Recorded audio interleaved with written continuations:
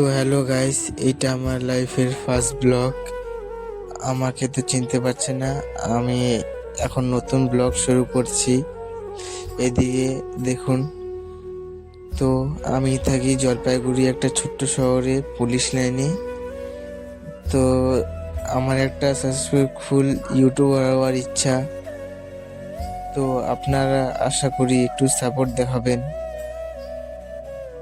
আপনারা ভালো থাকেন। তো কি আর বলার, আমি নতুন ইউটিউবার তো ওর জন্য আর কিছু বলতে পারছি না। তো আশা করি আপনারা সবাই ভালোই থাকবেন, এইটাই বলার ছিল। ঠিক আছে, টাটা।